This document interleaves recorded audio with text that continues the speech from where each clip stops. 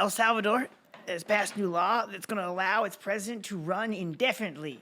Bukele, the crypto bro dictator of El Salvador, or Great. that's his name, his title. I didn't come up with that. He calls himself a dictator. We all call him a crypto bro.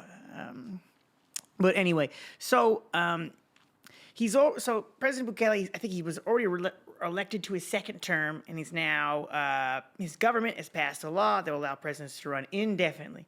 What's interesting is that I think the United States' government has weighed in on this and pledged support for Well, that really says something. and support for this policy effort, right? Like explicitly citing its approval that he's eliminated his own any type of not any type, but a lot of the major limits on his executive authority, right? Literally allow him to stay in office.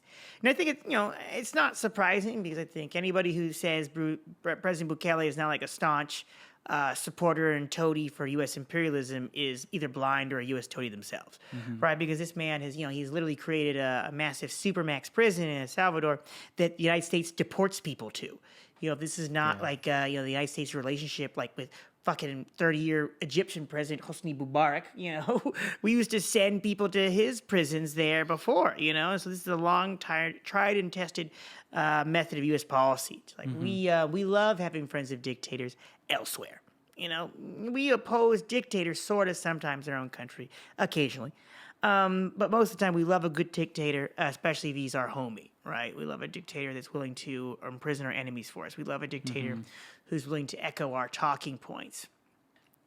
And I think, when we look back to folks who aren't familiar with Bukele's administration, he's really tried to present himself as, a modern president, one that's trying to modernize and improve and clean up El Salvador through like tackling things like crime and the economy. But, he does that through, hyper-militarization, fascism, and ultimately through intense austerity, right? With really like turning El Salvador into sort of like a haven for cryptocurrency and crypto trading, crypto exchanges. Oh, jeez. Right. And then, ultimately, this creation of, it's like a 40,000 person prison. Their mega super quintuple max prison. Damn. But then when we look into deeper, we looked at, a lot of the Bukele administration, a lot of the work they've done around stopping gangs in El Salvador has really just been cutting deals with them. Yeah. Cutting all kinds of preferential deals, really really legitimizing the work they do so they just don't cause as much problem for the government. So just bringing these gang members into his state apparatus, bringing gangs of hooligans into your state apparatus. I feel like we've seen that before. It seems familiar, yeah. It seems very, very, I don't know, German. It seems very German. Give them some brown T-shirts and let's go. So, I don't know. I just think this is interesting. Not in the sense that it's surprising, right? Because this is a guy who used to go on Twitter being like, I'm a fucking dictator. He's been doing that since 2021, 2022. Damn. And so now he's been this is a guy who had the armed forces go into the Salvadorian Congress just to threaten Congress, right? So he's done all these things. He's a great U.S. friend. These are the type of friends the United States keeps, right? Like it's either Benjamin Netanyahu, Bukele, or the second, third string of those guys. It's ridiculous. Yeah, that is pretty ridiculous. I think it's interesting how people view democracy in elections, where it's if I think in a lot of ways there's people out there who are just as long as there's an election, it's cool, and if my person keeps getting elected, then that's totally fine.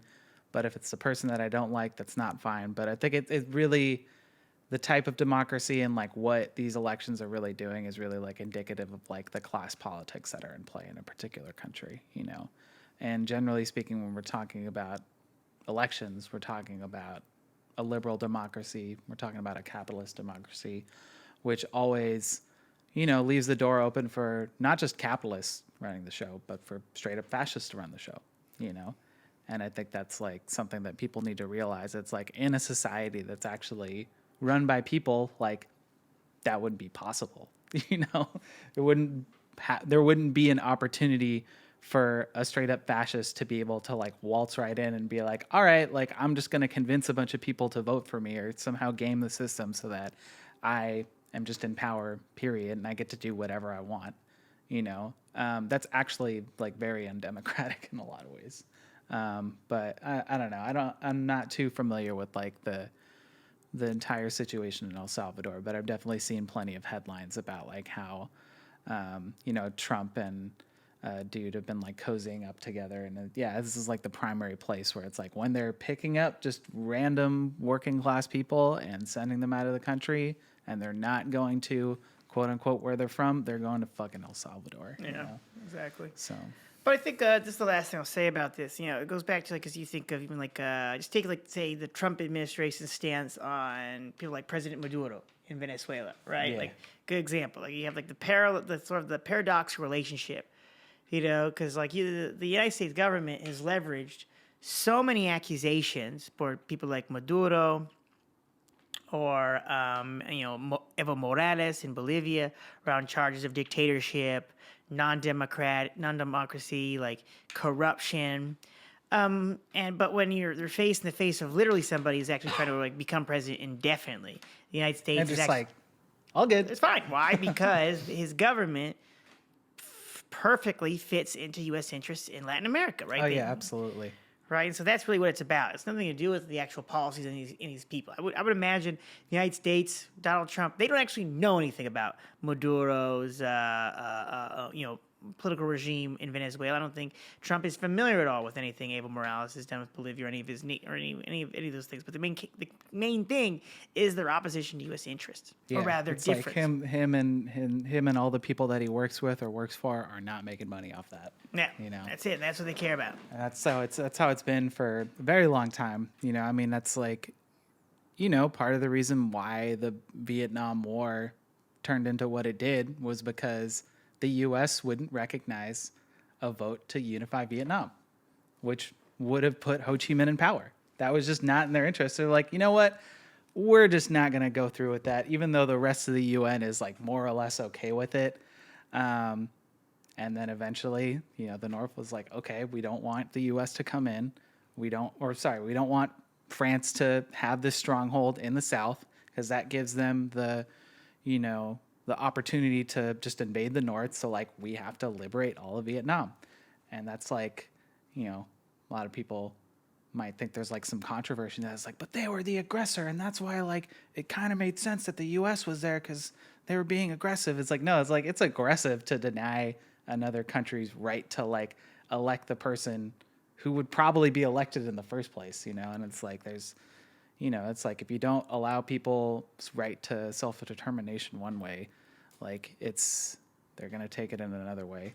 And this is, it's a different situation with this in particular, but I think it's still worth pointing out just because like of the hypocrisy within it, where, I mean, it's a lot of people out there are familiar with the fact that it's like the U.S. only supports democracy when it's like actually in their interest, but it's important to, point it out when it comes up, because it's the part of the world that we live in.